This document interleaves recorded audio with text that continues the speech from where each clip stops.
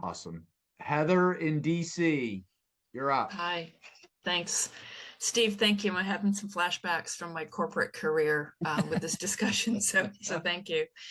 I focus on working moms and helping them better integrate personal professional lives, and more importantly, the leaders who need their talent. How do they Mm, better support all caregivers? So my premise right now is that women are leaving the workplace, not the workforce, and I think the both women and the mother labor participation rate being so high backs that up.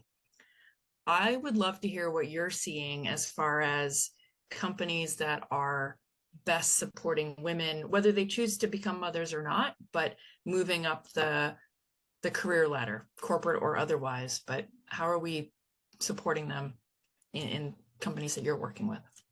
Well, here's the sad reality. I don't have a list.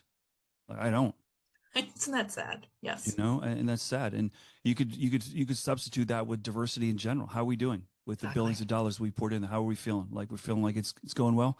Yeah, not so much. We've gone Mark backwards. Benioff, one of the most charitable donors. I mean, say what you want about him as a character. He's a real unique individual. He has poured hundreds of millions and hired some phenomenally talented people with quote diversity background. And what do they have to show for it 3 or 4 years later? Zero. So I think this is a bigger, more complex problem than maybe we realize.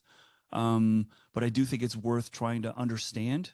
And I think the organizations that can see, and there's a great story about General Electric found out in Asia the best way to grow was to hire women, and because their competitors weren't, and they got some phenomenal, success stories out of that. But right now, I do see what you're seeing: women leaving the workplace, not necessarily the workforce. And good news is there's more opportunities than ever Yeah. before.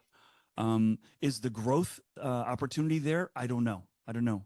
Time will tell because we're still at the beginning phases of that transition. But gosh, I sure wish I had some examples to get us excited.